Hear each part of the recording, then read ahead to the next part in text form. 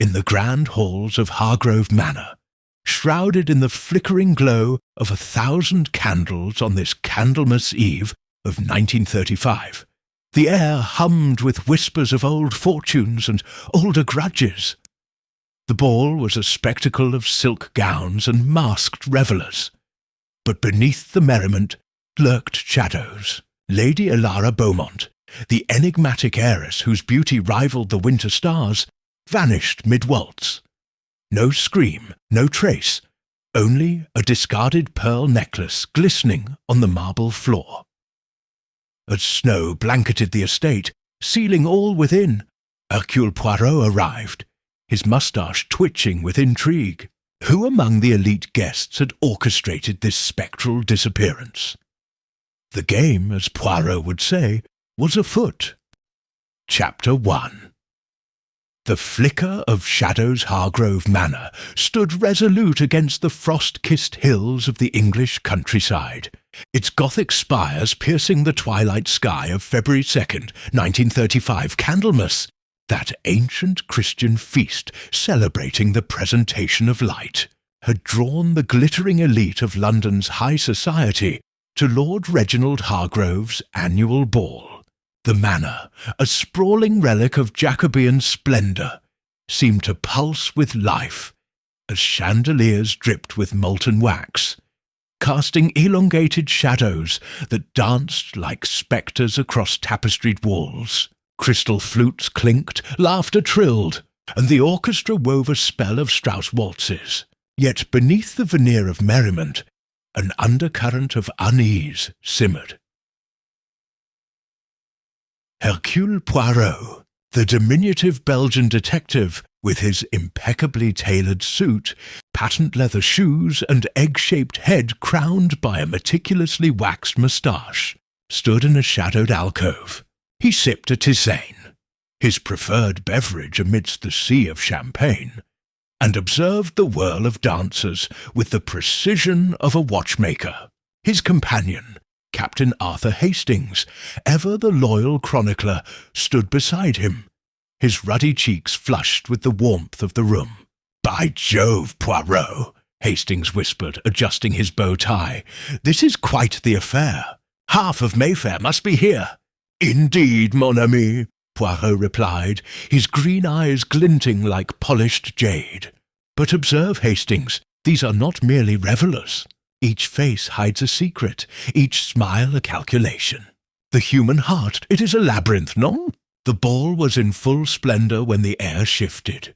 Lady Elara Beaumont, the evening's radiant centrepiece, twirled at the heart of the dance floor. At 28, she was an enigma wrapped in emerald silk, her raven hair cascading in waves, her sapphire eyes catching the candlelight. The heiress to the Beaumont industrial fortune, Elara was both adored and envied. Her father, Sir Alistair Beaumont, had built an empire of steel and steam, only to perish in a factory explosion 5 years prior. An accident, the coroner ruled, though whispers of sabotage lingered. Elara's recent engagement to Captain Elias Thorne, a decorated war hero with a chiselled jaw and brooding demeanour, had set tongues wagging. Some said it was love, others a merger of convenience to bolster Thorne's dwindling finances. As the clock struck midnight, the orchestra swelled into a crescendo. Elara, locked in Thorne's arms, moved with a grace that silenced the room. Her gown shimmered like a forest under moonlight, and a pearl necklace, an heirloom worth a king's ransom, gleamed at her throat. Then, in a breath, she was gone. No cry, no stumble, simply vanished, as if the shadows themselves had claimed her. A collective gasp rippled through the crowd. The music faltered, strings screeching to a halt.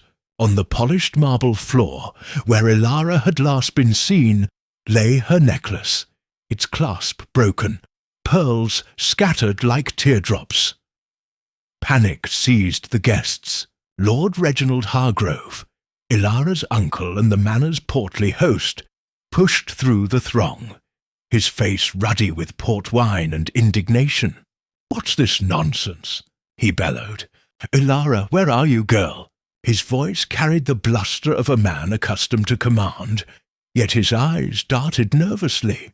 The crowd parted as footmen searched, their lanterns casting frantic beams across the ballroom. Poirot stepped forward, his cane tapping a deliberate rhythm. "Calm yourselves, mesdames et messieurs," he said, his voice a soothing balm. "This is no mere mishap. Observe the pearls. They tell a story." He knelt, his gloved fingers hovering over the necklace. "The clasp, it is not merely broken, it has been forced. And here," he pointed to a faint smudge on the floor, "a trace of jasmine. Lady Ilara's perfume, no?" Hastings, ever eager, scanned the room. "Good Lord, Poirot, you don't think foul play? The little grey cells, they do not rest, Hastings. They whisper of intrigue." Poirot's gaze swept the guests, lingering on four figures who stood out amidst the chaos. Captain Elias Thorne, whose fists clenched at his sides, Viscountess Lydia Blackwood, a sharp-featured widow whose icy smile betrayed no warmth, Marcel Duval, a French artist with a poet's melancholy and paint-stained cuffs, and Lord Hargrove himself, whose bluster seemed a fragile mask. The local constable, a ruddy-faced man named Inspector Japp, arrived, summoned by a frantic telegram. He was out of his depth, his moustache quivering as he surveyed the scene.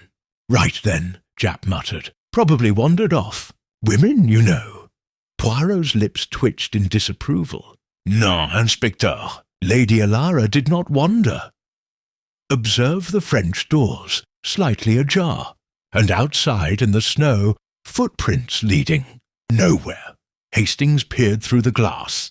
The storm had intensified, snow piling against the manor's walls, sealing all within. The footprints, faint and half-buried, began at the doors and vanished into the drifts as if their maker had taken flight. "Impossible," Hastings murmured. "No one could escape in this blizzard. Impossible!" Poirot's eyes twinkled, or meticulously planned. The search moved indoors. A maid, trembling and wide-eyed, approached Poirot.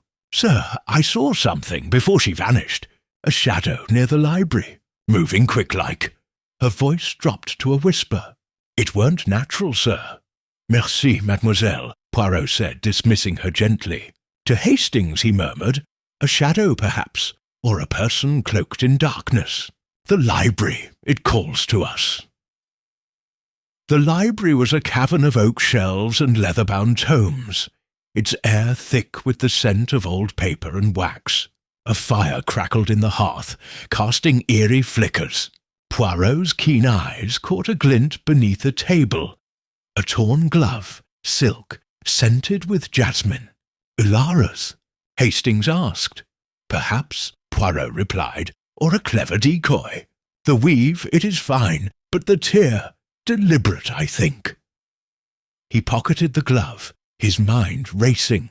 The guests, now huddled in the drawing-room, whispered theories, elopement, kidnapping, even supernatural folly tied to Candlemas law. Poirot dismissed the latter with a wave. Superstition clouds the mind. "We seek facts." Lord Hargrove, mopping his brow, insisted. "Preposterous! Ilara's probably off sulking. She's always been dramatic."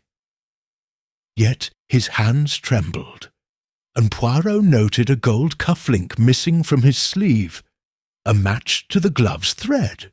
Viscountess Blackwood, her black gown stark against her pale skin, laughed sharply. Ilara was a flirt, likely ran off with some lover. Her handkerchief, too, carried a whiff of jasmine. Coincidence? Poirot's moustache twitched. Marcel Duval, sketching nervously in a corner, muttered, "She was my muse, nothing more." His eyes, however, avoided Poirot's gaze. Captain Thorne, rigid as a soldier, snapped, "I'd never harm her. She was my future." Poirot's method began to unfold, methodical, psychological, relentless. He interviewed the staff, probing alibis. A footman recalled hearing a muffled thud near the ballroom's rear exit. A false lead emerged. A note found in Ilara's room, suggesting she planned to flee. Forged, Poirot declared, noting the ink's fresh sheen. The hand is too precise, unlike her flowing script. As the night deepened, the manor's atmosphere grew oppressive, candles guttering as if sensing the weight of secrets. Poirot reconstructed the scene. Ilara's dance, the fireworks outside masking noise, the open doors, the footprints. The vanishing, it is a performance, he mused. But for whose benefit? Hastings, ever the optimist, ventured. Perhaps she's alive, hidden somewhere. Possible, mon ami, but unlikely. The pearls, the glove, the footprints.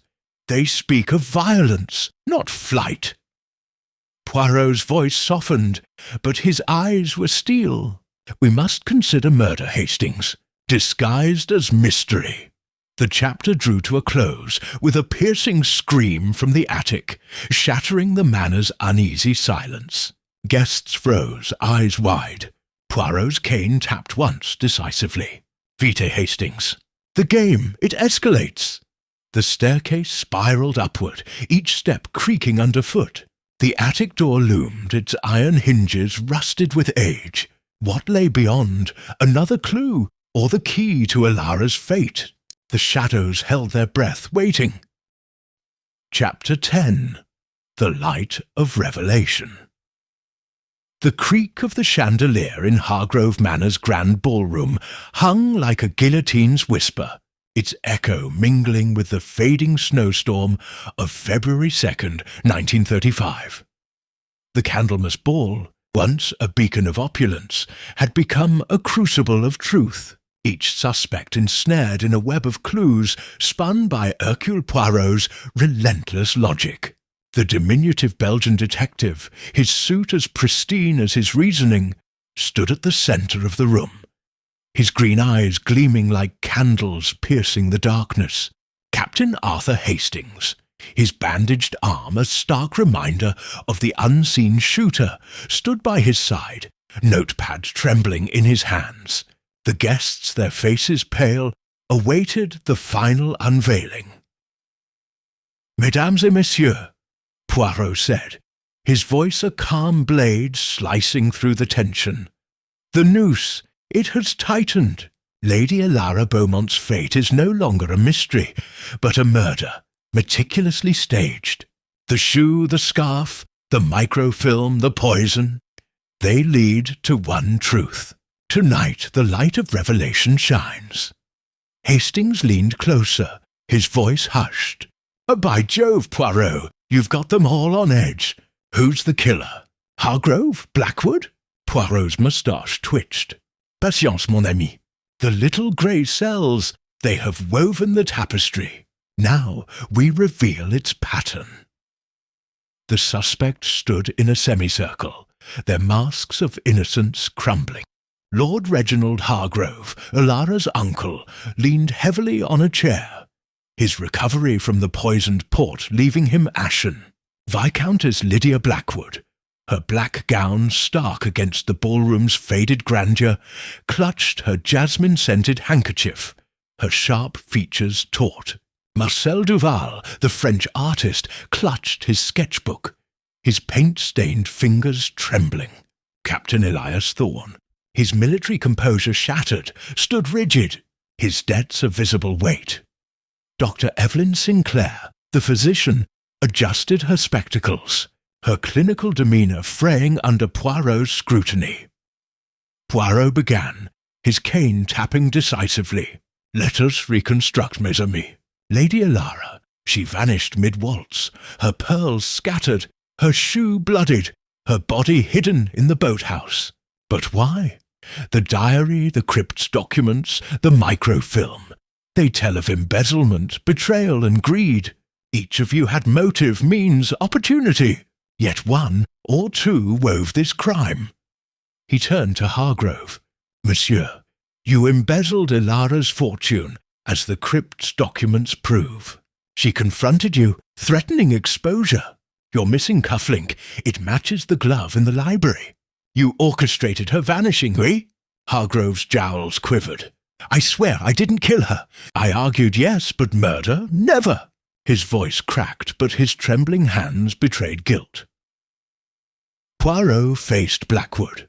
Madam, your jasmine oil fueled hallucinations. Your gown's fragments suggested a struggle, your motive. Ilara's rejection of your son's proposal burned deep. Did you aid in her demise? Blackwood's laugh was venomous. You've no proof, little man. Yet her scratched hand and the greenhouse's jasmine oil spoke volumes. Duval, cornered, stammered, I loved her, monsieur. The gramophone, the sketches, they were for her, not against her. But his crescent moon symbols, linking his art to Ilara's diary, hinted at complicity. Thorn, accused of jealousy, growled, I'd never harm her. She was my future. Yet his rope, his vial, his debts pointed to desperation. Sinclair, her spectacles glinting, faced Poirot's scrutiny. Madam, your sedatives staged Ilara's vanishing. Your secrets, illegal abortions, gave motive. Did you drug her to silence her? Sinclair's voice was steady. I healed her, not harmed her.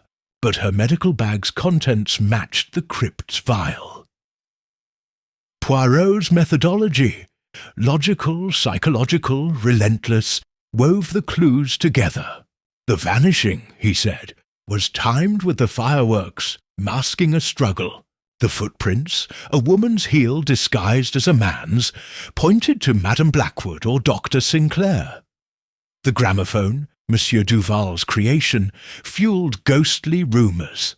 The microfilm hidden in the necklace exposed Hargrove's crimes. The poison in his port, it was a warning, or a betrayal among conspirators. Evidence mounted. The bloodied shoe and scarf confirmed violence.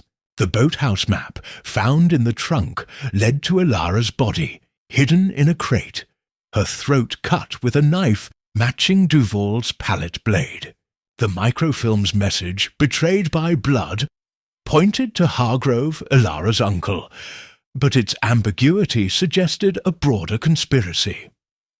Poirot's voice rose, commanding. Lord Hargrove, you masterminded this crime. You embezzled Ilara's fortune, and when she threatened exposure, you planned her death. Dr. Sinclair, you supplied sedatives to stage her vanishing, hiding her in the boathouse. Madame Blackwood, you provided distraction with jasmine oil and rumours. Monsieur Duval, you forged documents and sketches to mislead. Monsieur Thorn, you were a pawn. Your debts exploited to ensure silence. Hargrove's face collapsed. No, I only wanted the money, not her life. But his confession faltered under Poirot's gaze. Sinclair's spectacles slipped. I drugged her to protect her, not kill her. Blackwood hissed. You've no proof. Duval wept. I painted her, nothing more. Thorn roared. I was framed. Poirot raised a hand, silencing them. The knife, it was Duval's, but wielded by Hargrove. The blood, it was Ilara's, spilled when she awoke from the sedative and fought. The poison, it was Sinclair's, meant to silence Hargrove's confession. The jasmine, Blackwood's, masked the crime.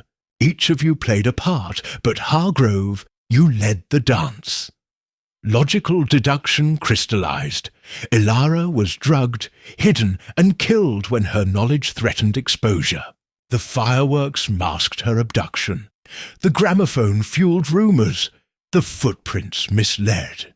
Hargrove, desperate to protect his theft, orchestrated the murder with Sinclair's sedatives and Blackwood's distractions.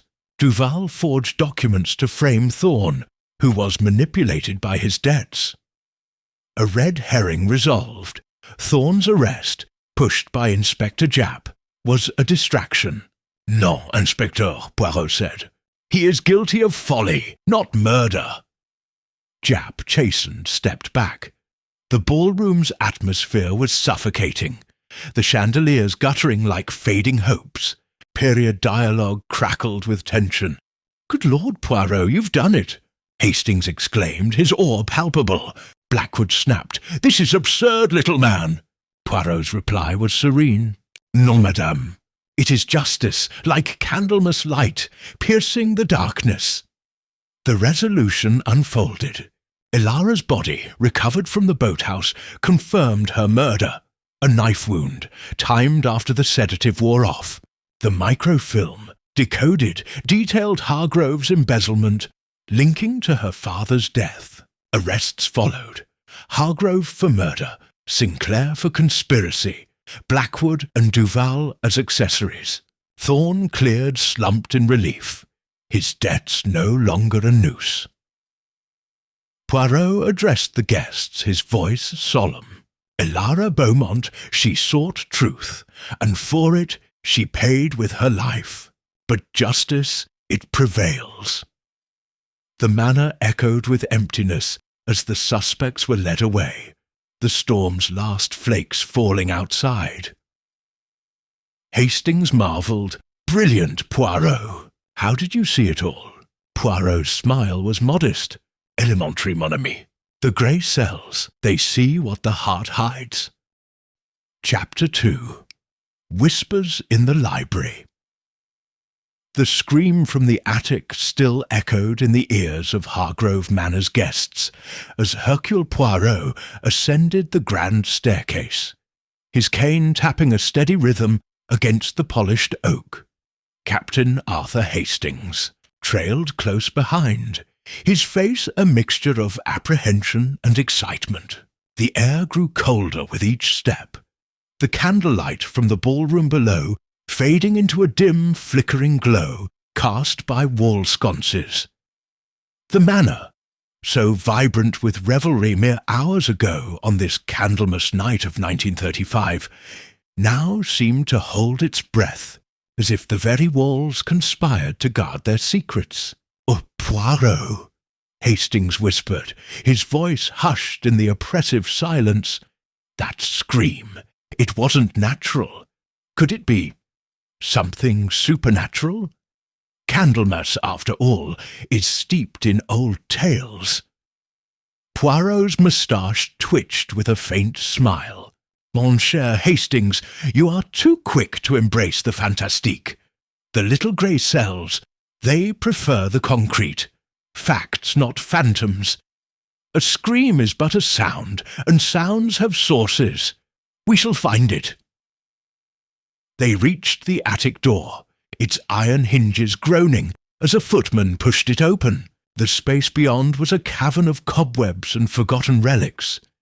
Trunks draped in dust, a cracked mirror reflecting distorted shadows, and a single candle flickering on a crate. There, beneath a slanted beam, lay a discovery that quickened Poirot's pulse, a small leather-bound diary, its pages fluttering as if stirred by an unseen hand. The cover bore Ilara Beaumont's initials, embossed in gold. "Mon Dieu!" Poirot murmured, kneeling with surprising agility for a man of his fastidious demeanour. He donned white gloves, ever prepared in his breast pocket, and lifted the diary. "Hastings, observe, the lock is broken, yet the pages are pristine. This was placed here, perhaps recently." Hastings peered over his shoulder, squinting at Ilara's elegant script. "Good Lord, Poirot, it's her diary. Could it tell us where she's gone? Or," Poirot said, his voice low, "who wished her gone?" He opened the diary, revealing entries that painted a vivid portrait of the vanished heiress. Ilara wrote of debts owed to Viscountess Lydia Blackwood, a cunning widow who had lent her a fortune to save the Beaumont estate from ruin, only to demand repayment with ruinous interest. Another entry hinted at a forbidden liaison with Marcel Duval, the brooding French artist whose cryptic paintings adorned the manor's gallery. "He sees my soul," Ilara wrote, "but his secrets frighten me." Most damning was a note about her fiancé, Captain Elias Thorne. "Elias hides his debts, but I know, if I vanish, he gains all." Poirot's eyes narrowed. "Regardez, Hastings! The ink on this page, it is fresher than the rest. Someone has tampered, perhaps to mislead. But why leave it here, so easily found?" They descended to the drawing-room, where the suspects had gathered, their faces a tableau of unease. The fire crackled ominously, casting shadows that seemed to writhe like conspirators. Lord Reginald Hargrove, Ilara's uncle, stood by the hearth, his portly frame trembling as he clutched a glass of port. "Preposterous!" he blustered, though his eyes darted to the diary in Poirot's hands. "That girl's always been theatrical, probably staged this for attention." Poirot tilted his head, studying Hargrove's florid complexion. "Monsieur, you are the guardian of this manor, yet you seem unsettled. The diary mentions a will, half your niece's estate to you if she dies without heirs. A motive, none?" Hargrove sputtered, his jowls quivering. "I loved Ilara like a daughter. That will is nonsense." But his missing cuff-link, noted earlier by Poirot, and a faint tremor in his hands, suggested otherwise. Viscountess Lydia Blackwood, seated in a high-backed chair, her black gown stark against her alabaster skin, laughed, a sharp, mirthless sound. Ilara was a flirt, nothing more. She likely fled her dull engagement to that soldier. Her fingers toyed with a jasmine-scented handkerchief, its fragrance a mirror to the glove found in the library. Poirot's gaze lingered on it, his mind cataloguing the coincidence. Marcel Duval, sketching in a corner, his dark curls falling over his brow, looked up with haunted eyes. "She posed for me, monsieur. My art was her escape, nothing more." Yet his pencil trembled, and Poirot noted a smudge of red paint, or was it blood, on his cuff. Captain Thorne, ramrod straight in his military uniform, clenched his fists. "I'd never harm her," he growled. "She was my future, my salvation." His eyes, however, betrayed a flicker of desperation, perhaps tied to the debts Ilara's diary had exposed. Poirot paced, his polished shoes silent on the Persian rug. "Mesdames et messieurs, let us consider. Lady Ilara vanishes mid-dance, leaving pearls and a glove. A diary appears, conveniently revealing motives. Yet a false clue emerges. A note in her room, suggesting suicide."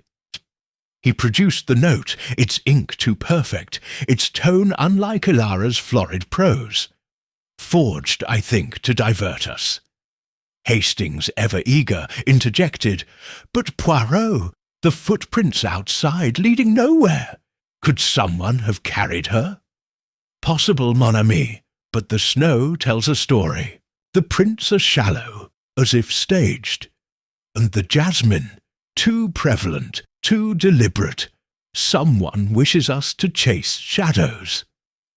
The atmosphere thickened, the manor's grandeur now oppressive. Candlelight flickered, casting grotesque silhouettes. Poirot interrogated the staff further. A butler recalled seeing Viscountess Blackwood near the French doors before midnight, adjusting her shawl. "She seemed furtive," he admitted. A chambermaid whispered of overhearing an argument between Ilara and Hargrove earlier that evening. Something about stolen funds. Poirot's grey cells hummed. Ilara's background deepened the mystery. Her father's death, officially an accident, had left her a fortune but also enemies. She had uncovered embezzlement in the Beaumont Empire, implicating Hargrove, who managed her accounts. Had she confronted him, sealing her fate? The diary hinted at a hidden will, one that could disinherit all but a mysterious beneficiary. Motives multiplied like the shadows on the walls. A red herring surfaced. A guest swore they saw Ilara's silhouette in the garden, ghostly in the snow. Poirot dismissed it. A trick of light, or a deliberate distraction. The snow is undisturbed beyond the footprints. Evidence mounted subtly. A bloodstain on Duval's palette knife, waved off as paint, caught Poirot's eye. "Blood dries brown, monsieur, not red," he said, his tone deceptively mild. Duval paled, stammering about artistic pigments. Meanwhile, Blackwood's handkerchief and the glove's jasmine scent formed a troubling link. Thorne's alibi, smoking on the balcony, was shaky. A footman saw him re-enter the ballroom just after the vanishing. The guests' period-appropriate dialogue crackled with tension. "By Jove, Poirot, you're a wizard!" Hastings exclaimed as the detective pieced together timelines. "Wizard? No, merely methodical," Poirot replied, his French accent lending a musical lilt to his precision. Blackwood snapped, "This is absurd, little man! You accuse us all!" Poirot's smile was enigmatic. "Not all, madam. Only one. Or perhaps two." The manor's isolation intensified, snow piling against the windows like a prison of ice. Poirot's methodology, psychological probing, meticulous observation, unravelled alibis. He tested Thorne's temper, noting his clenched jaw when Ilara's affairs were mentioned. Duval's sketches, examined closely, revealed hidden symbols. Codes, perhaps, tied to Ilara's secrets. Hargrove's bluster faltered under Poirot's relentless questions about the will. A new clue emerged. A torn piece of silk near the library's hearth, matching Ilara's gown. Planted? Hastings wondered. Poirot shook his head. "No, it is genuine, but why here, unless to suggest a struggle?"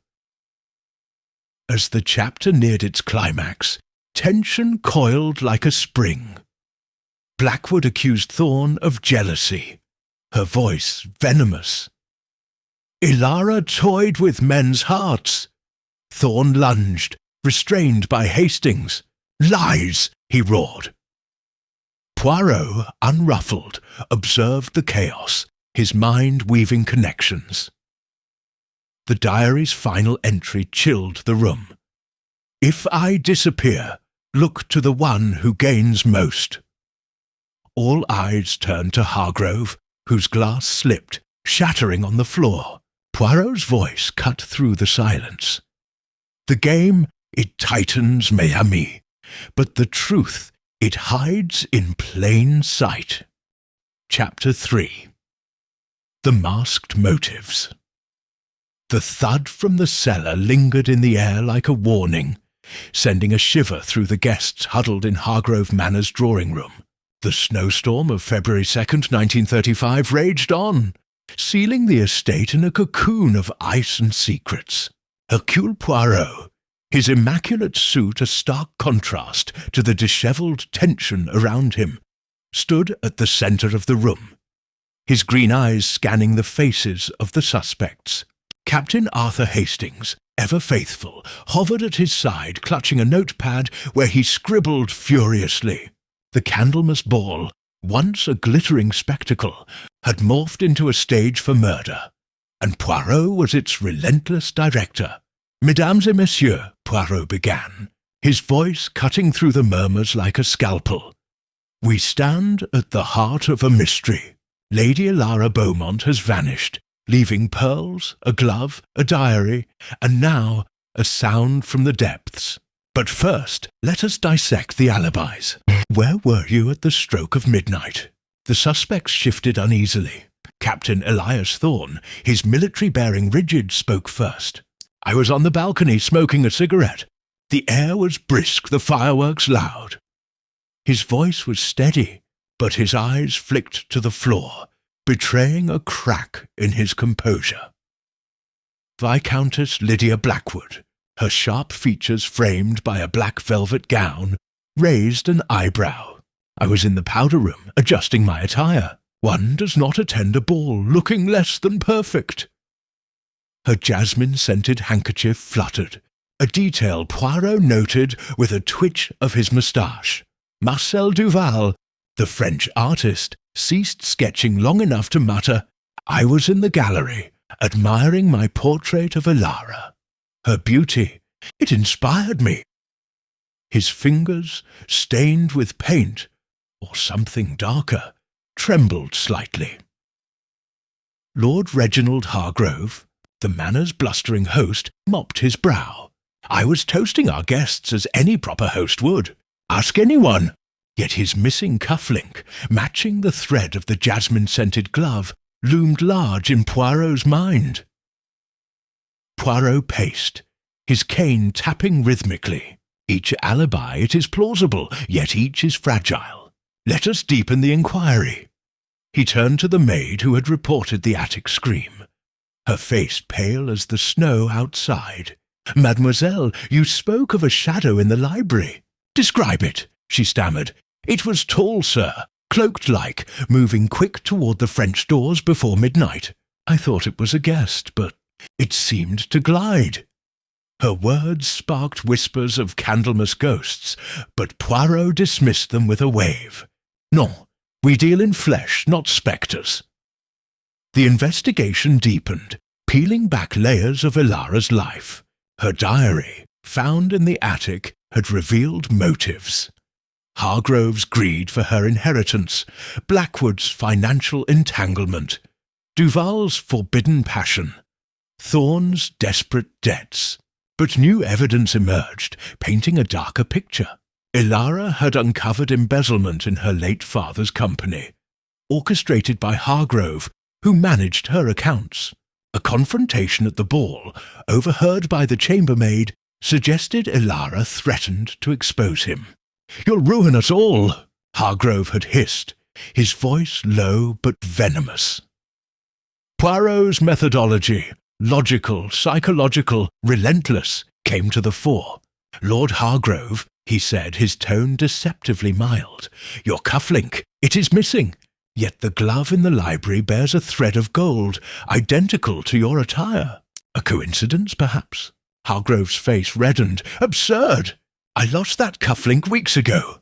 But his bluster faltered under Poirot's gaze, and the guest's whispers grew louder. A red herring surfaced, a secret passage discovered behind a bookcase in the library, its hinges oiled recently. Hastings, ever enthusiastic, crawled inside, only to emerge dusty and disappointed. "It leads to an empty storeroom, Poirot.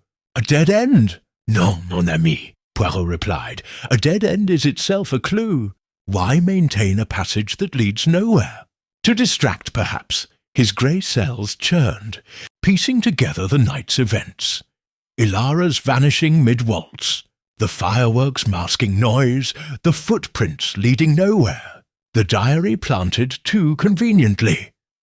The atmosphere in the manor thickened, the candlelight casting grotesque shadows across tapestried walls. Period dialogue crackled with tension. "By Jove, Poirot, you're unravelling them!" Hastings exclaimed, his admiration palpable. Blackwood snapped. "This is a farce, little man. You accuse us without proof." Poirot's smile was enigmatic. "Proof, madame, is like a mosaic. The pieces, they form a picture in time." Evidence mounted subtly. A bloodstain on Duval's palette knife, dismissed as paint, drew Poirot's scrutiny. "Blood dries brown, monsieur, not red," he said, his voice soft but piercing. Duval stammered. "It's vermilion, I swear." Yet his eyes avoided Poirot's, and a sketch in his notebook, a veiled figure in the ballroom, hinted at secrets. Thorne's alibi weakened further. A footman recalled seeing him re-enter the ballroom, his uniform slightly dishevelled, moments after Elara's disappearance. "I was shaken by the fireworks," Thorne insisted, but his clenched fists betrayed agitation. Blackwood, meanwhile, accused Thorne of jealousy. Elara toyed with men's hearts, she sneered. You couldn't bear her flirtations. Thorn lunged, only restrained by Hastings. Lies, he roared, his face a mask of fury. Poirot observed, cataloguing the outburst. Passion, it is a motive, but so is calculation, he murmured to Hastings. A new clue emerged, a locket found in the snow-dusted garden, engraved with an aimame. Marcel Duval's initial, or a misdirection. Poirot examined it, noting its clasp was intact, unlike Elara's broken necklace. Planted perhaps to implicate the artist, he mused.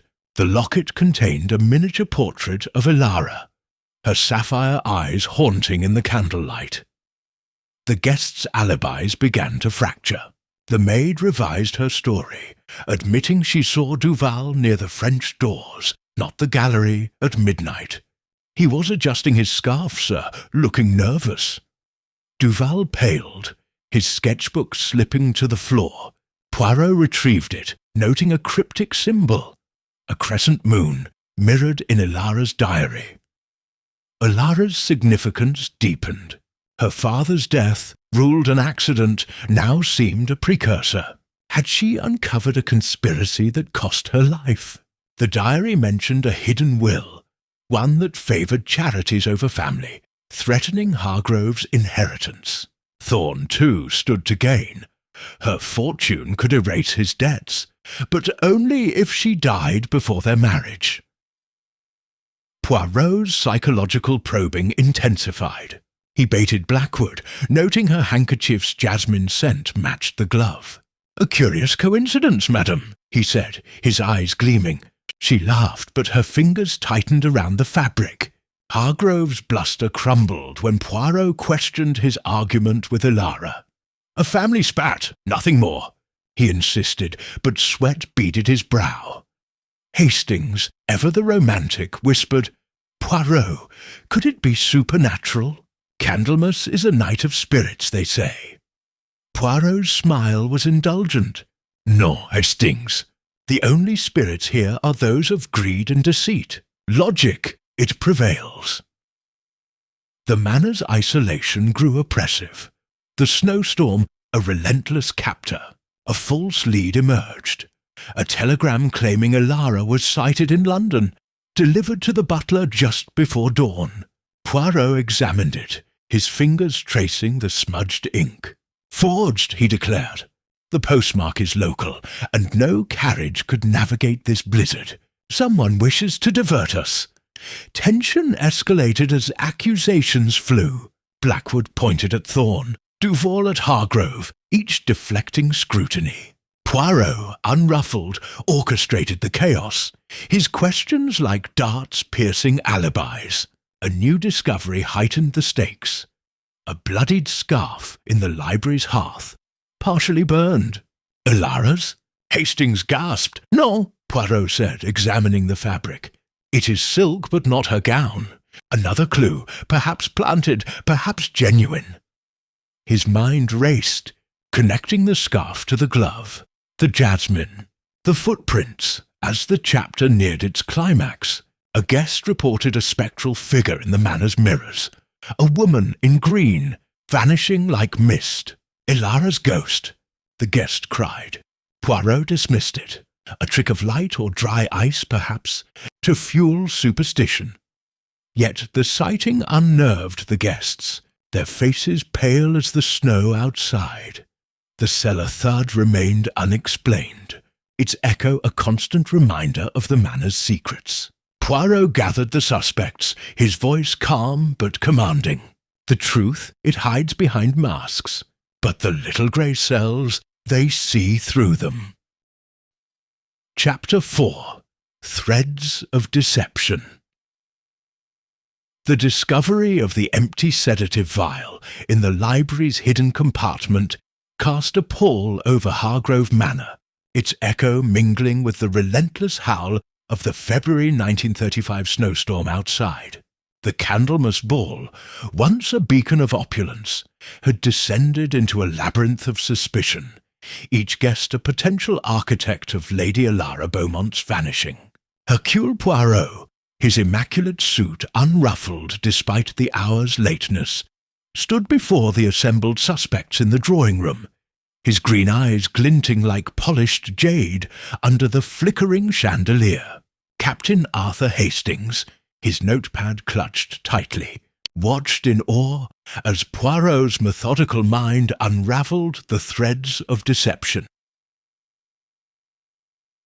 "Mesdames et messieurs," Poirot began, his voice a calm anchor in the storm of accusations. "The vial, it is no mere trinket. Sedatives suggest intent, to subdue, to conceal, perhaps to kill. But whose hand wielded it? Let us weave the clues together." The suspects shifted uneasily. Captain Elias Thorne, his military posture rigid, glared at the floor, his earlier outburst still lingering in the air. Viscountess Lydia Blackwood, her black gown absorbing the candlelight, clutched her jasmine-scented handkerchief, her lips a thin line. Marcel Duval, the French artist, sketched nervously, his paint-stained fingers betraying a tremor. Lord Reginald Hargrove, the manor's florid host, mopped his brow, his missing cufflink a silent accusation. The empty vial, now in Poirot's gloved hands, seemed to pulse with secrets. Poirot held up the forged telegram, its smudged ink a clumsy attempt at misdirection. "This," he said, "claims Lady Alara was sighted in London. Impossible, given the blizzard. Someone among you seeks to muddy the waters." His gaze swept the room, lingering on Blackwood. "Madame, your handkerchief. It shares the jasmine scent of the glove found in the library." A curious link, no? Blackwood laughed, sharp and brittle. "Coincidence, monsieur. Jasmine is common enough." Yet her fingers tightened, betraying unease. Poirot's moustache twitched, his mind cataloguing her deflection. The investigation deepened, peeling back layers of Alara's life. Her diary, found in the attic, had exposed motives. Hargrove's greed for her inheritance, Blackwood's financial stranglehold, Duval's passionate affair, Thorne's desperate debts. Now a new revelation crystallized Blackwood's motive. Alara had spurned a marriage proposal from Blackwood's son, a union that would have merged their fortunes. Rejection had cost Blackwood a lucrative alliance, and her venomous glance at the mention of Alara's name spoke volumes. "Madam," Poirot pressed, his tone deceptively mild, "you lent Alara funds, oui? But at what cost? The diary suggests extortion." Blackwood's eyes flashed, but she remained silent, her silence louder than words. Duval, cornered by Poirot's earlier scrutiny of his palette knife, confessed a partial truth. "Alara and I, we were lovers," he admitted, his French accent thick with emotion. "She promised to leave Thorne for me, to start anew in Paris. But I would never harm her." His eyes haunted met Poirot's, pleading for belief. Yet the crescent moon symbol in his sketchbook, mirrored in Alara's diary, hinted at deeper secrets, perhaps coded messages between lovers.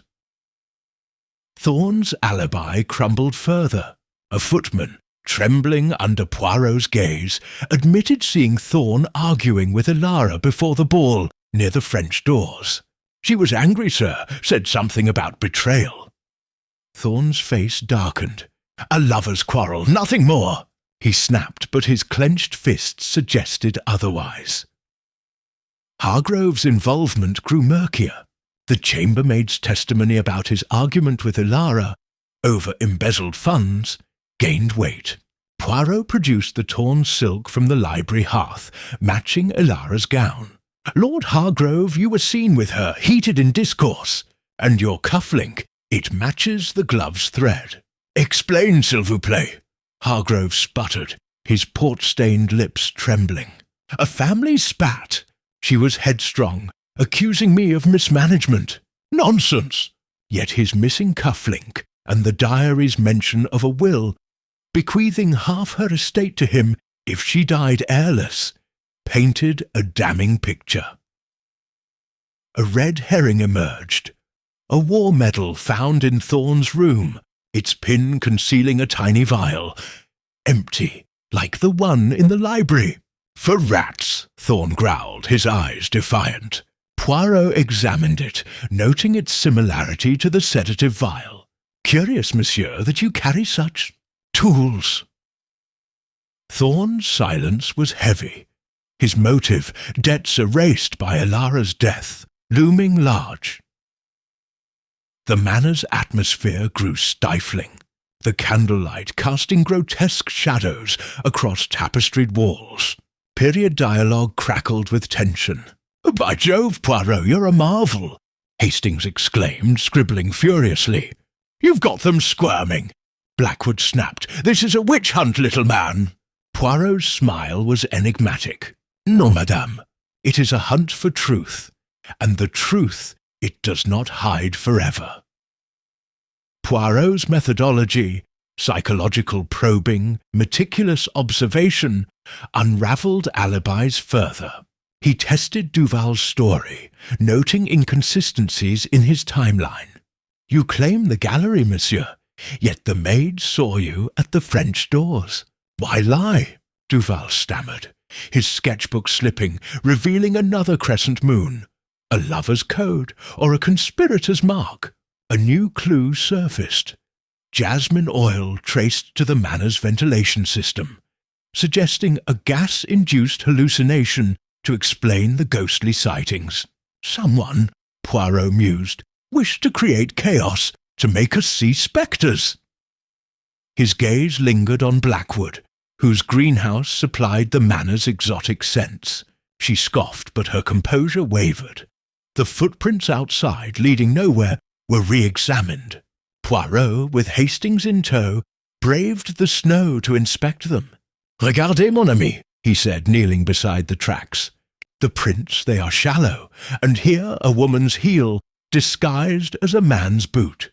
A clever ruse." The discovery pointed to a calculated act, not a spontaneous crime.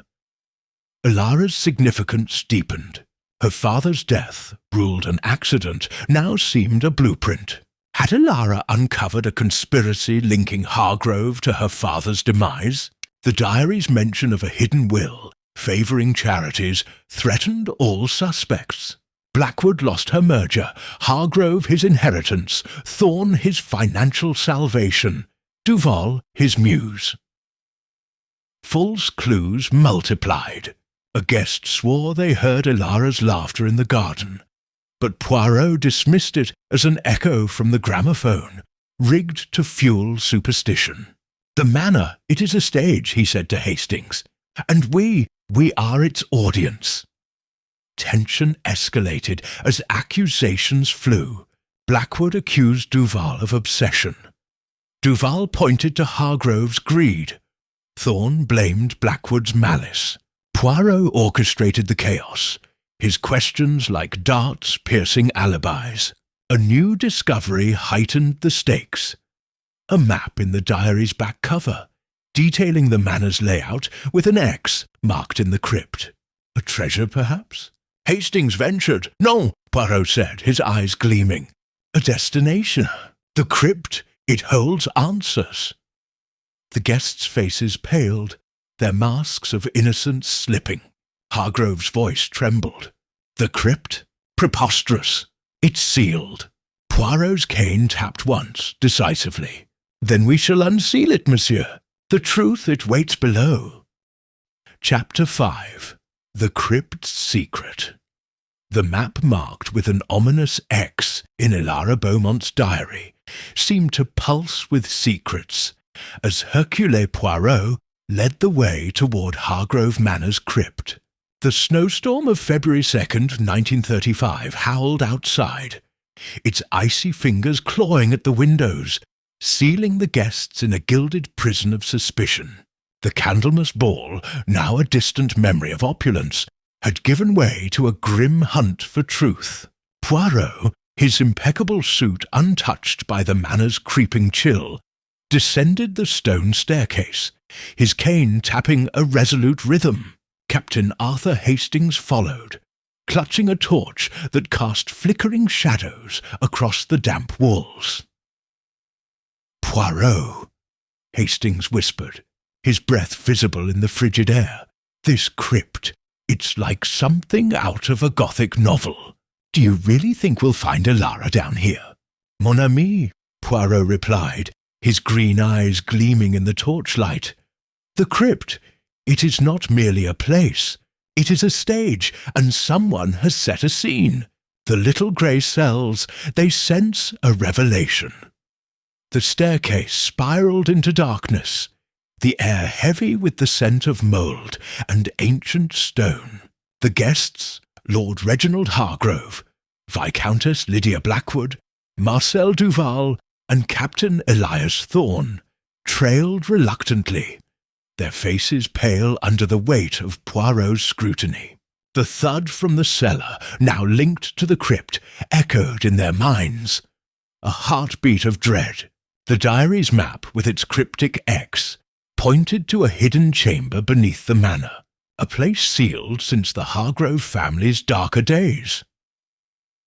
At the crypt's entrance, an iron gate loomed, its bars rusted but sturdy.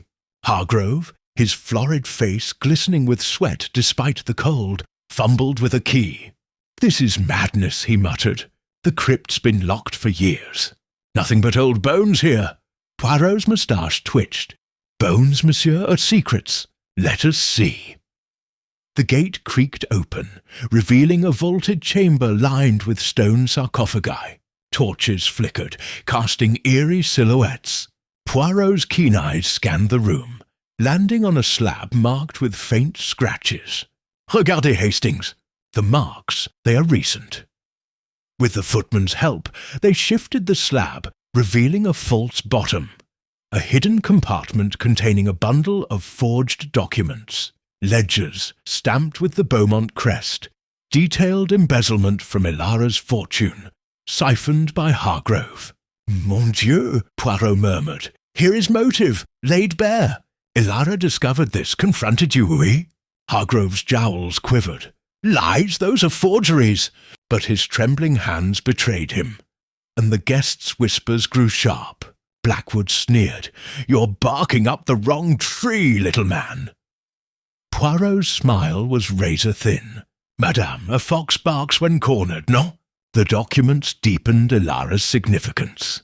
Her father's death, ruled an accident, now seemed a precursor to her own fate. Had she uncovered Hargrove's fraud, threatening to expose him? The diary's mention of a hidden will, favouring charities over family, cast a shadow over all suspects. Hargrove stood to lose his inheritance. Blackwood, her financial leverage. Thorne, his salvation from debt. Duval, his muse and accomplice in art forgery. Poirot's methodology, logical, psychological, relentless, unravelled the suspects further. He turned to Thorne, whose alibi of smoking on the balcony had weakened. "Monsieur, your debts, they pressed heavily, oui? Elara's fortune, it was your lifeline, but only if she died before marriage." Thorne's jaw tightened. "I loved her. I'd never—" His voice cracked, and Poirot noted the desperation in his eyes. Blackwood's motive sharpened. Her son's rejected proposal had cost her a merger, and Elara's threat to expose her usury added venom. "You accuse me of malice?" Blackwood hissed, her jasmine-scented handkerchief fluttering. "You've no proof." "Proof, madame, is a mosaic," Poirot said. "The jasmine in the vents, your handkerchief, the glove, it forms a pattern." Her eyes flashed, but she held her tongue. Duval, his sketchbook clutched like a shield, faced Poirot's scrutiny. The crescent moon symbol, linking his art to Elara's diary, suggested a deeper conspiracy. "You lied about the gallery, monsieur," Poirot said. "The maid saw you at the French doors. What did you hide?" Duval stammered. I was fetching paints, nothing more. Yet his paint-stained cuff bore a reddish smudge. Blood, not vermilion, as Poirot had noted. A red herring surfaced, a spectral figure glimpsed in the crypt's mirrors. A woman in green. Ilara's ghost! A guest gasped. Poirot dismissed it. No, a trick, perhaps dry ice from the manor's laboratory, creating fog to fuel superstition. He traced the jasmine oil to Blackwood's greenhouse, strengthening her link to the staged chaos. The manor's atmosphere grew oppressive, the crypt's chill seeping into bones. Period dialogue crackled with tension. "By Jove, Poirot, you're a wizard!" Hastings exclaimed, his torch trembling. Blackwood snapped, "This is a farce, little man." Poirot's reply was serene. "No, madame. It is a dance, and I lead, evidence mounted." The torn silk from Ilara's gown found in the library suggested a struggle. The footprints outside, re-examined, revealed a woman's heel disguised as a man's boot. Blackwood's size? Poirot tested alibis with timelines, exposing Duval's lie. He was in the ballroom, not the gallery, at midnight. "You saw something, monsieur," Poirot pressed. Duval's eyes darted, silent. Tension escalated as accusations flew. Blackwood pointed at Thorne's jealousy, Thorne at Hargrove's greed, Duval at Blackwood's malice. Poirot orchestrated the chaos, his questions piercing like darts.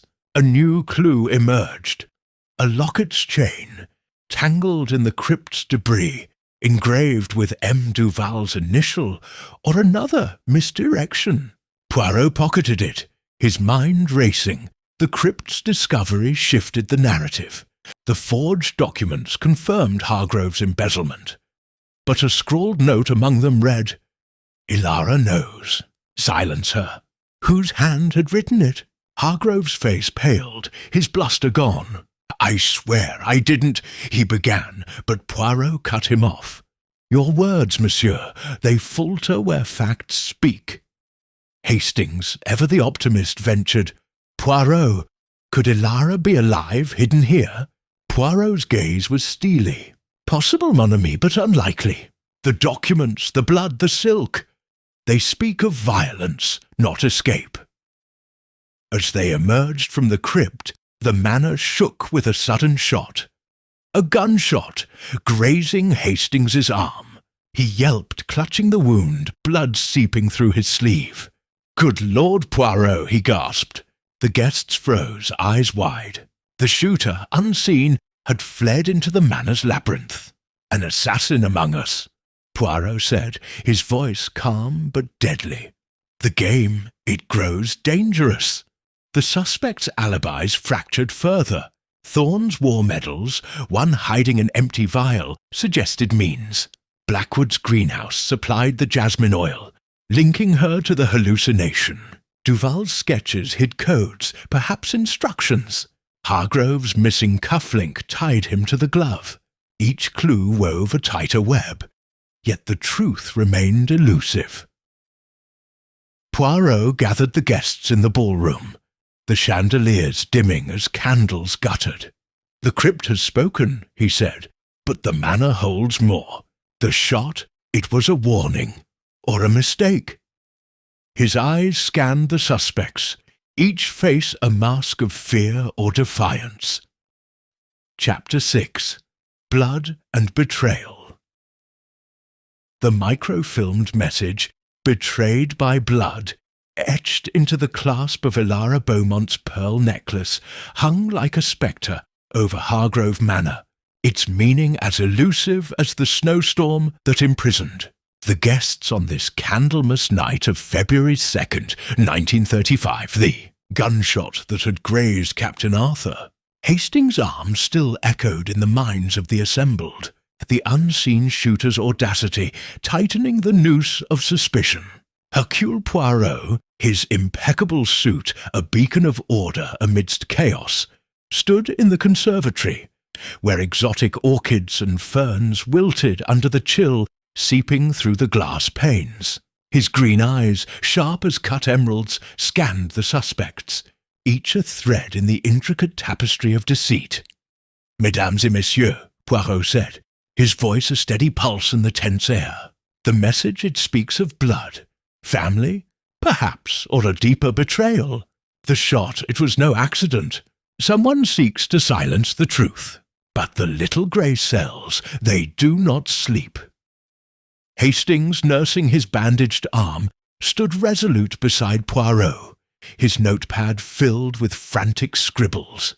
"By Jove, Poirot," he whispered, "that bullet was meant for you, I'd wager.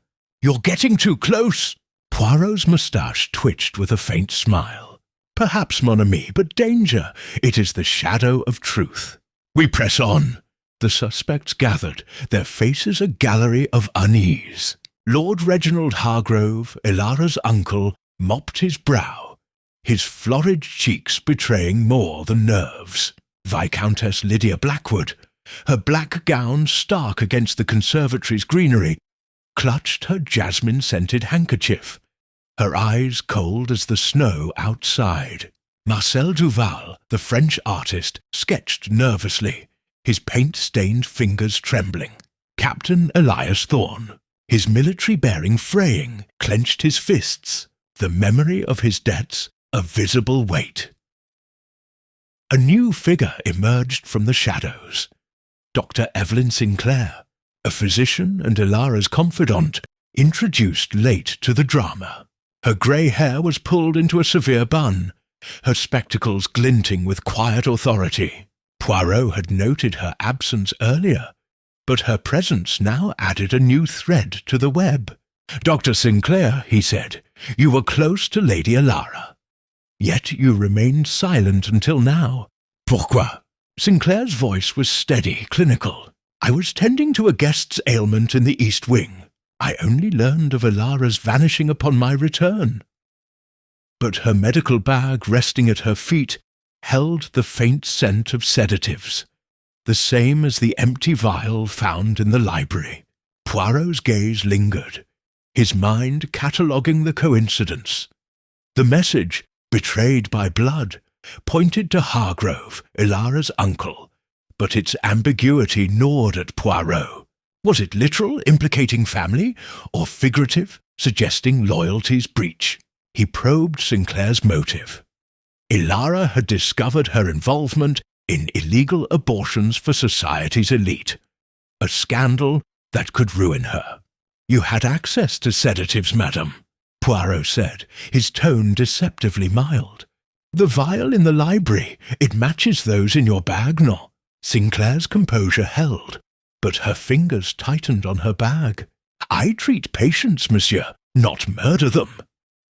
Yet her eyes flicked to Hargrove, a fleeting betrayal of alliance.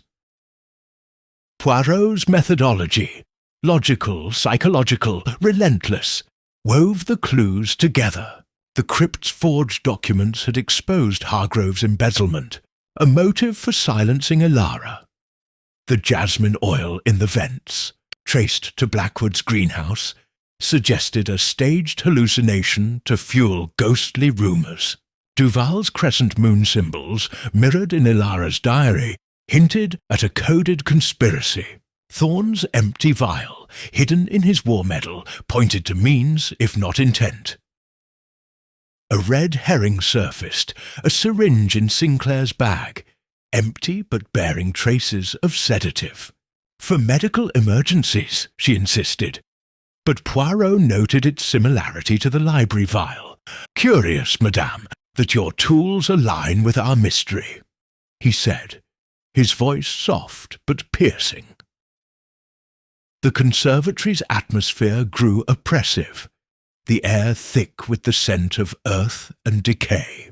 Period dialogue crackled with tension. "Good Lord, Poirot, you've got them on edge," Hastings exclaimed, his bandage a stark reminder of the stakes. Blackwood snapped, "This is absurd, little man." "You weave fantasies." Poirot's reply was serene. "Non, madame. I weave truth from your lies." Evidence mounted. A torn dress fragment, found near the conservatory's entrance, matched Blackwood's gown, not Ilara's. A struggle, perhaps, Poirot mused, holding the fabric aloft. Blackwood scoffed. I caught it on a thorn. This proves nothing. Yet her voice trembled, and Poirot noted a scratch on her hand, fresh and unexplained. Thorn's alibi fractured further. A footman recalled seeing him with a rope in the ballroom's antechamber, moments before Ilara's vanishing. For securing decorations, Thorn growled, but his eyes avoided Poirot's. The rope, found later, bore traces of jasmine oil, a link to the vents. Duval's sketches grew more revealing. A drawing of Ilara, veiled in shadow, bore the crescent moon symbol, suggesting a planned rendezvous or betrayal. You loved her, monsieur, Poirot said, but love, it can twist into obsession. Duval's face crumpled. She was my muse, nothing more. Yet his trembling hands betrayed guilt. Hargrove's motive deepened. The diary's will favouring charities threatened his inheritance. A servant overheard him muttering, She'll ruin me, before the ball. Poirot pressed, Monsieur, your greed, it is a heavy cloak. Did it smother Ilara? Hargrove's bluster collapsed. I argued with her, yes, but murder? Never. His missing cufflink, tied to the library glove, loomed large. A new clue emerged. A gramophone hidden in the conservatory's ventilation shaft, rigged to emit Ilara's voice. A haunting laugh, recorded to fuel ghostly rumours. Clever, Poirot said, examining the device. A trick to distract, orchestrated by one with artistic flair. His eyes flicked to Duval, whose sketches included gramophone designs. Monsieur, your talents extend beyond canvas, no? Duval paled. I created ambience for the ball. Nothing sinister. But his voice cracked, and Poirot's grey cells hummed. The logical deduction crystallized. Ilara's vanishing was timed with the fireworks, masking a struggle. The footprints, a woman's heel disguised as a man's boot, pointed to Blackwood or Sinclair. The jasmine oil, the gramophone, the forged telegram. All suggested a conspiracy to create chaos, hiding the truth. False clues multiplied. A guest swore they saw Ilara's shadow in the conservatory, but Poirot traced it to a lantern's flicker, amplified by dry ice from Sinclair's medical supplies. The manor, it is a stage, he told Hastings, and we are its unwilling players. Tension escalated as accusations flew. Blackwood accused Thorn of jealousy. Thorn blamed Hargrove's greed. Duval pointed to Sinclair's secrets. Sinclair deflected to Blackwood's malice. Poirot orchestrated the chaos, his questions piercing like darts. A new discovery heightened the stakes. A bloodied scarf in the conservatory's soil, partially buried. Ilara's? Hastings gasped. No, Poirot said, examining it. It is silk, but not her gown. Another clue, perhaps planted, perhaps genuine. His mind raced, connecting the scarf to the glove, the jasmine, the microfilm. Chapter 7. Echoes of the Past. The ghostly whisper of Ilara Beaumont's recorded voice, "Help me," lingered in the conservatory, a chilling echo that froze the guests of Hargrove Manor in their tracks. The snowstorm of February 1935 raged on, its icy grip tightening around the estate, sealing the suspects in a crucible of suspicion. Hercule Poirot, his impeccable suit a stark contrast to the wilting orchids and creeping dread, stood at the heart of the conservatory, his green eyes piercing the dim candlelight. Captain Arthur Hastings, his bandaged arm a testament to the unseen shooter's audacity, clutched his notepad, his face a mix of awe and apprehension. "Mesdames et messieurs," Poirot said, his voice a steady beacon in the storm of fear. The voice, it is no ghost. A gramophone, cleverly hidden, seeks to manipulate our senses. But who orchestrated this illusion? The little grey cells, they seek the puppeteer. Hastings, his voice hushed, leaned closer. By Jove, Poirot, that recording, it's uncanny. Could Elara still be alive, hidden somewhere in this blasted manor? Poirot's moustache twitched with a faint smile. Mon ami, hope is a fine thing, but logic is finer. The voice is a trick, a distraction from the truth. We must look to the past to understand the present. The suspects gathered, their faces etched with unease. Lord Reginald Hargrove, Elara's uncle, mopped his brow, his port-stained lips trembling. Viscountess Lydia Blackwood, her black gown absorbing the flickering light, clutched her jasmine-scented handkerchief, her eyes sharp as knives. Marcel Duval, the French artist, sketched nervously, his paint-stained fingers betraying a tremor. Captain Elias Thorne, his military composure fraying, stood rigid, his debts a visible weight. Dr. Evelyn Sinclair, the late-introduced physician, adjusted her spectacles, her clinical demeanour masking a flicker of unease.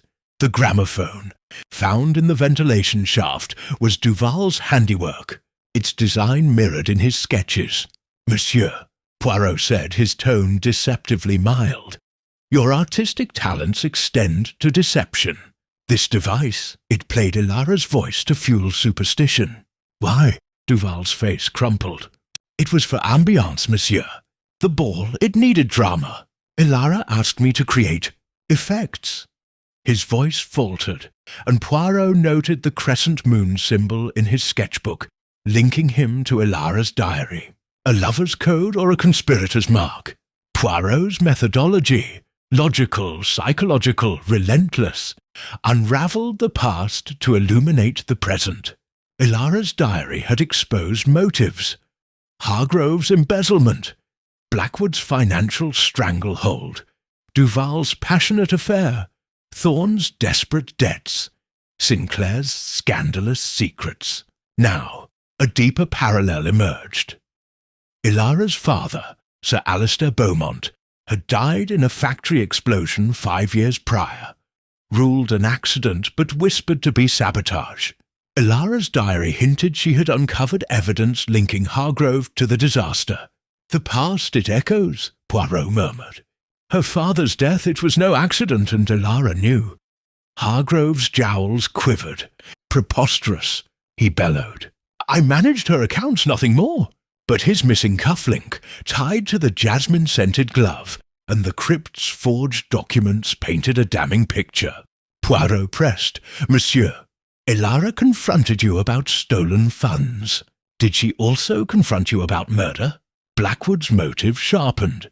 Her son's rejected proposal had cost her a fortune, and Elara's threat to expose her usury added venom.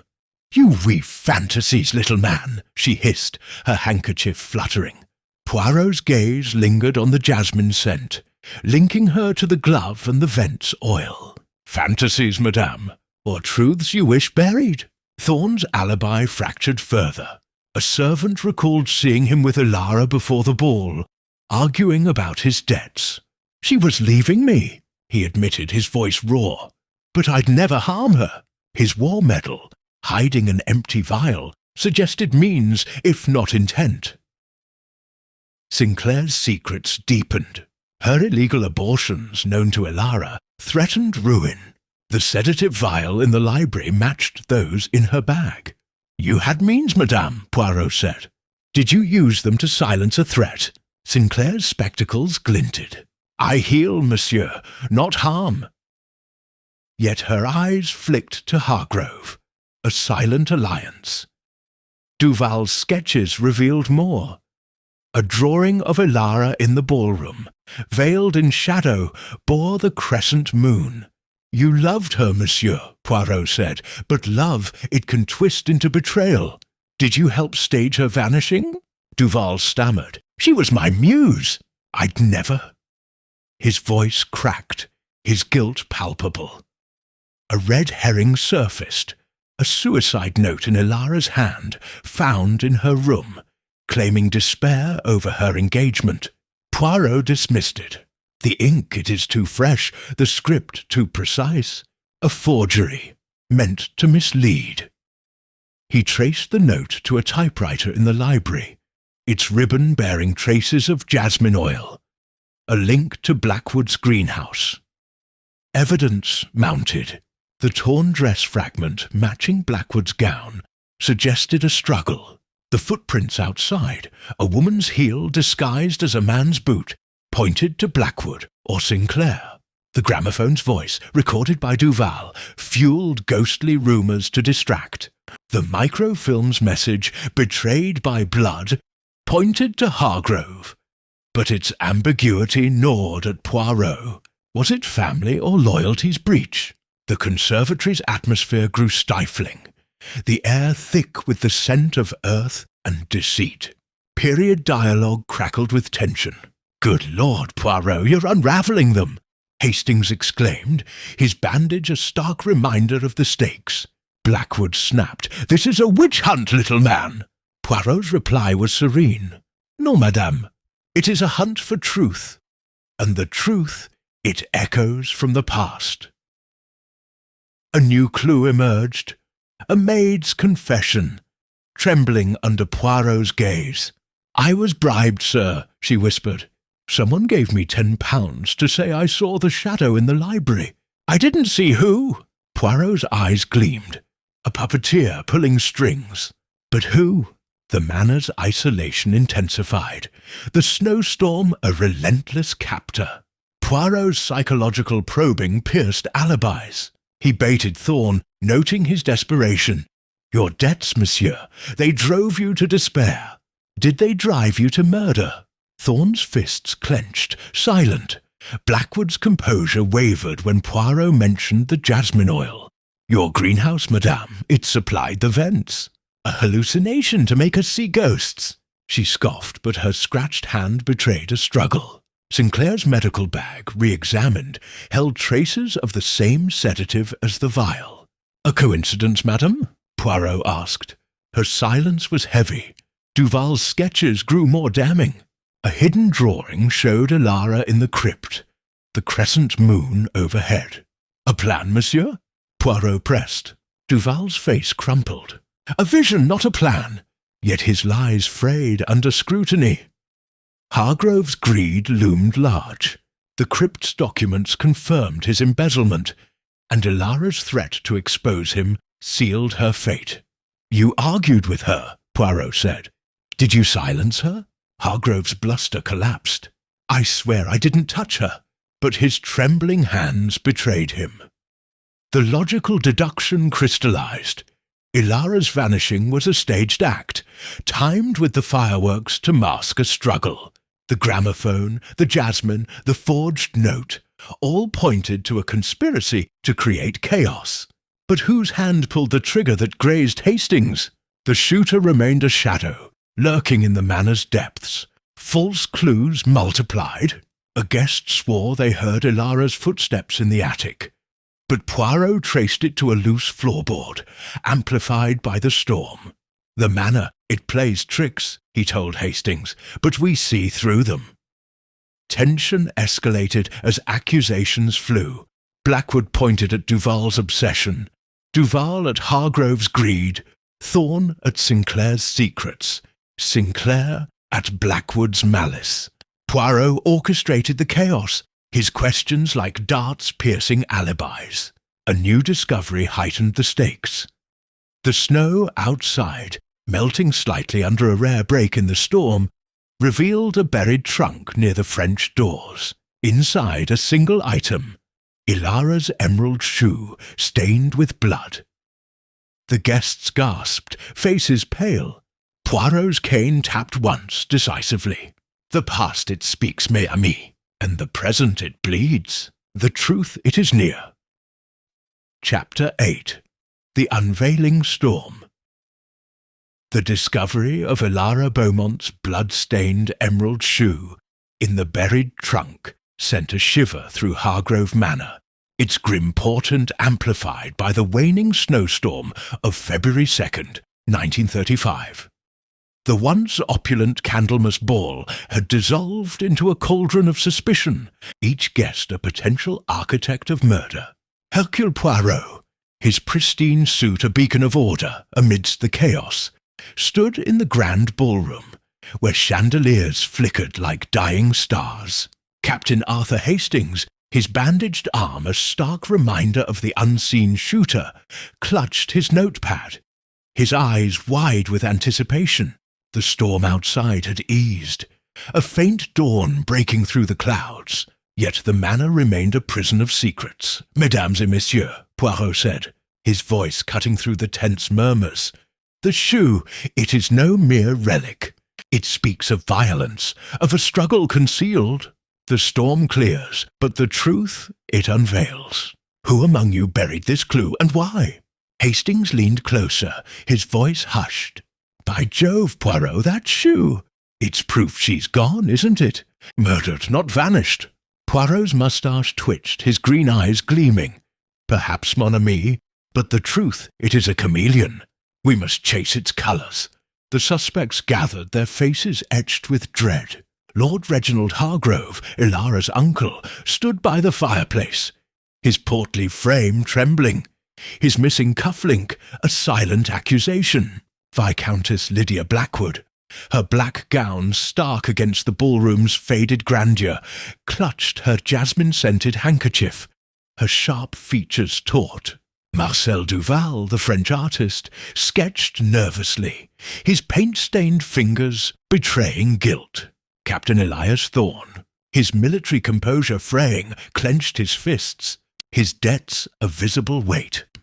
Dr. Evelyn Sinclair, the physician, adjusted her spectacles, her clinical demeanour masking unease.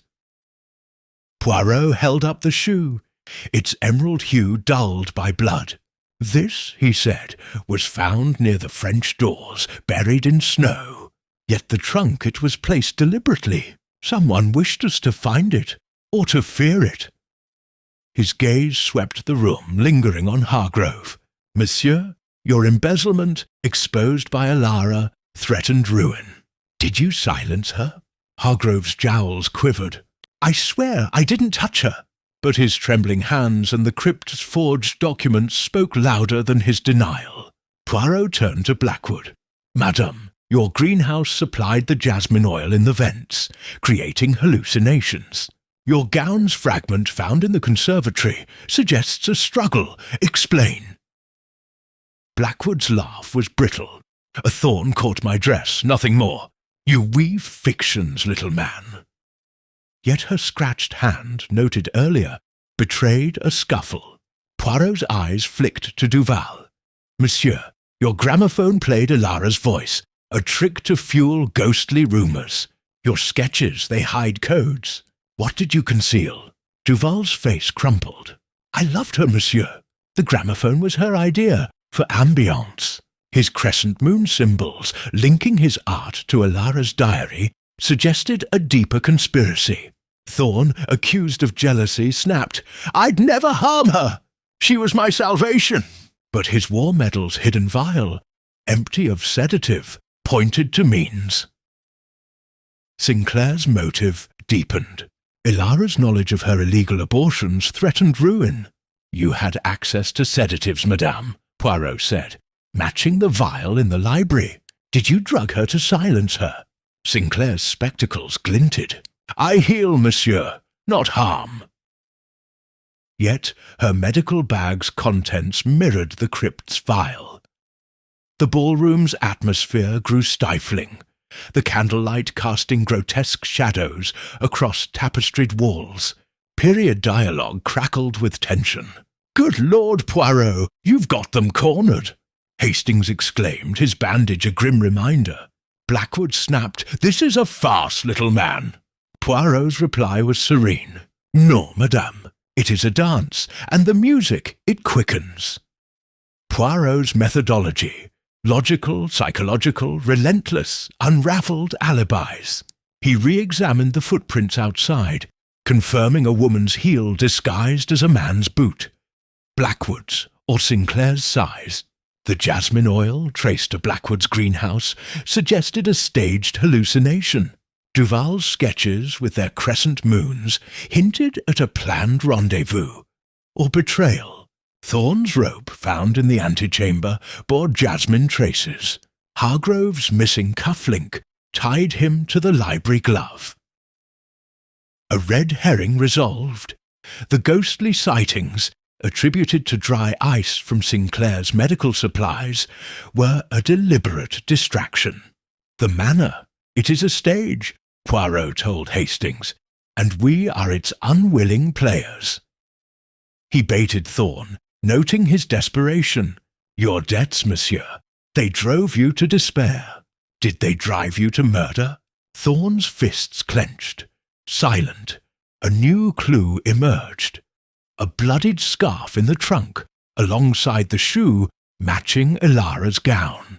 Not planted, Poirot said, examining it. The blood, it is fresh, suggesting a recent act. The microfilm's message, betrayed by blood, pointed to Hargrove, but its ambiguity gnawed. Was it family or loyalty's breach? Interrogations climaxed. Thorne broke, his voice raw. She was leaving me. I begged her to stay, but I didn't kill her. Blackwood accused Duval of obsession. He worshipped her, painted her in secret. Duval pointed to Hargrove's greed. He stole her fortune. Sinclair deflected to Blackwood's malice. She hated Ilara's power. Poirot orchestrated the chaos, his questions piercing like darts. He traced the gramophone to Duval's artistic ingenuity, the jasmine to Blackwood's greenhouse, the sedative to Sinclair's bag. Hargrove's embezzlement, confirmed by the crypt's documents, sealed his motive. Yet the shooter remained a shadow, their bullet a warning, or a mistake. The storm's brief lull allowed a perilous thought. Escape. Poirot barred the doors. The killer remains within, he said. No one leaves until the truth is unveiled. The guests' faces paled, their masks of innocence slipping. Evidence mounted. The torn silk, the footprints, the microfilm, all pointed to a conspiracy. A new discovery heightened the stakes. A map in the trunk, detailing a boathouse by the manor's frozen lake. Another stage, Poirot mused. What lies there? The map bore a faint bloodstain, linking it to the shoe. Logical deduction crystallized. Ilara's vanishing was a staged act, timed with the fireworks to mask a struggle. The gramophone, the jasmine, the forged telegram, all created chaos to hide the truth. But whose hand pulled the trigger? Poirot's grey cells churned, connecting the clues. A false climax emerged. Thorne's rope and vials suggested guilt, and Inspector Japp, the local constable, moved to arrest him. "He's our man," Japp declared, but Poirot intervened. "Non, Inspecteur. A pawn, perhaps, but not the king. The truth lies deeper." Chapter 9. The noose tightens. The collapse of Lord Reginald Hargrove, foam at his lips and a shattered glass at his feet, sent a shockwave through Hargrove Manor's ballroom. The snowstorm of February 2nd, 1935, had eased to a ghostly whisper outside. But within, the air crackled with dread. Hercule Poirot, his impeccable suit a beacon of calm amidst the chaos, knelt beside Hargrove, his green eyes sharp as he assessed the scene. Captain Arthur Hastings, his bandaged arm throbbing from the earlier gunshot, clutched his notepad, his face pale. The Candlemas Ball, once a glittering spectacle, was now a stage for betrayal, and the noose of truth was tightening. "Mesdames et messieurs," Poirot said, his voice cutting through the guests' panicked murmurs. "Lord Hargrove lives, but barely. Poison, it seems, was in his port. A warning, perhaps, or an attempt to silence a conspirator. The little grey cells, they sense the endgame." Hastings, his voice trembling, leaned closer. "By Jove, Poirot, First a bullet, now poison. This killer's desperate. Poirot's moustache twitched. Oui, mon ami. Desperation breeds mistakes. And mistakes, they reveal the truth.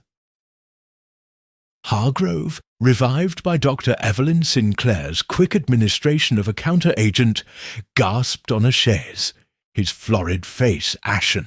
"Framed!" he croaked. "Someone's framing me!" His eyes darted to the suspects, each a shadow of guilt.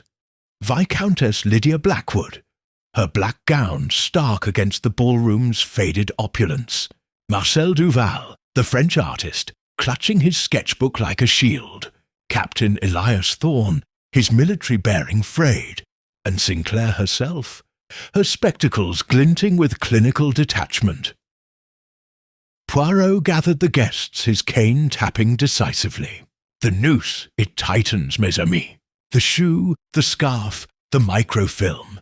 They point to murder, not vanishing. But now poison.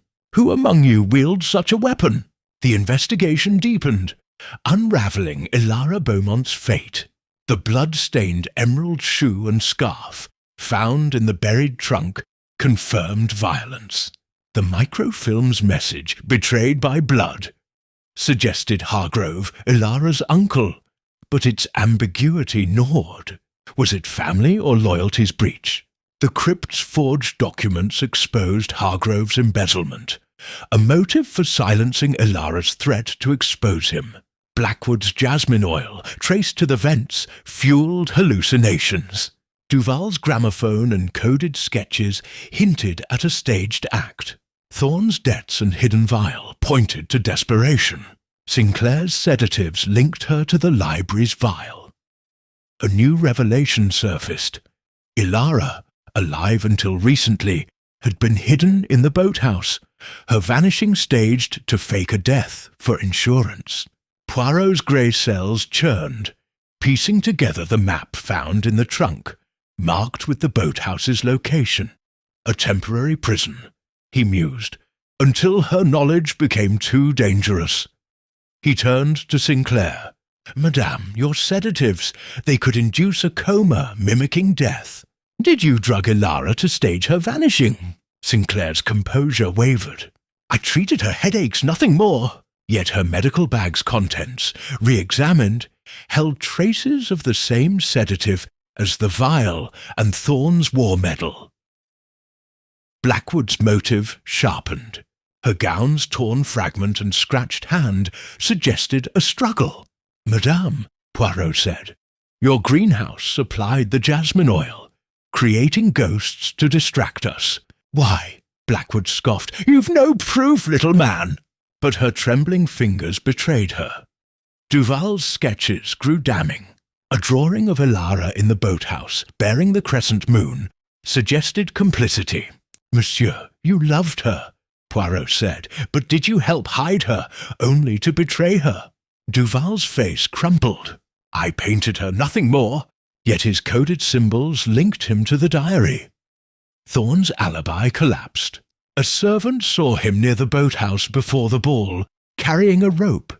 "For repairs," he growled, but his eyes avoided Poirot's. The rope, found later, bore blood traces. "Your debts, monsieur," Poirot pressed. "They drove you to desperation.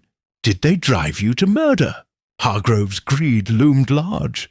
The crypt's documents and Ilara's diary confirmed his embezzlement, and her threat to disinherit him sealed her fate. "You argued with her," Poirot said. "Did you poison her, as someone now poisons you?" Hargrove's eyes widened. "I swear I didn't." The ballroom's atmosphere grew oppressive, the chandeliers flickering like fading hopes. Period dialogue crackled with tension. "Good Lord, Poirot, you're a wizard!" Hastings exclaimed, his bandage a grim reminder. Blackwood snapped. "This is a farce, little man!" Poirot's reply was serene. "Non, madame. It is a chessboard, and I play to checkmate." Evidence mounted. The footprints, a woman's heel disguised as a man's boot, pointed to Blackwood or Sinclair. The gramophone, Duval's creation, fueled ghostly rumours. The microfilm, hidden in the necklace, confirmed Ilara's knowledge of Hargrove's crimes.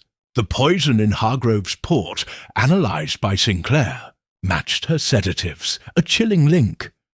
A red herring resolved. The ghostly sightings, traced to dry ice from Sinclair's supplies, were a deliberate distraction. The manor, it is a stage, Poirot told Hastings, and we are its players, unwilling or not. Interrogations climaxed. Thorne's rope and vial suggested guilt, and Inspector Japp moved to arrest him again. "He's our man," Japp declared, but Poirot intervened. "Non, Inspecteur. A pawn, perhaps, but the Queen remains hidden." He turned to Blackwood. "Madame, you envied Ilara's life, her power. Did you steal it literally?" Blackwood's laugh was venomous. "You accuse me of murder. Prove it." Poirot's eyes gleamed. "The jasmine, the gown, the footprints. They accuse you, madam." Sinclair's secrets deepened. A servant overheard her with Ilara, discussing silencing a scandal. "You had means and motive, madam," Poirot said. "Did you drug her to protect your secrets?" Sinclair's spectacles glinted. "I protected her, not harmed her." Yet her alliance with Hargrove, hinted at by glances, suggested complicity. Duval's sketches revealed a plan. A drawing of the boathouse. Ilara bound, the crescent moon overhead. "You helped hide her, monsieur," Poirot said. "But who turned ally to enemy?" Duval's face crumpled, silent. Logical deduction crystallized. Ilara was drugged, hidden in the boathouse, and killed when her knowledge threatened exposure. The fireworks masked her abduction. The gramophone fueled rumours. The footprints misled. But the poison in Hargrove's port suggested a falling out among conspirators. A new clue emerged. A bloodied knife in the boathouse, found by a footman sent by Poirot. Its blade matched Duval's palette knife, but the blood was fresh. "Monsieur, your art, it bleeds," Poirot said. Duval stammered. "It's paint, I swear." Yet the evidence tightened around him. Tension escalated as accusations flew. Blackwood pointed at Thorne's jealousy, Thorne at Hargrove's greed, Duval at Sinclair's secrets, Sinclair at Blackwood's malice. Poirot orchestrated the chaos, his questions piercing like darts. "The noose, it tightens," he said, "and one of you it will catch."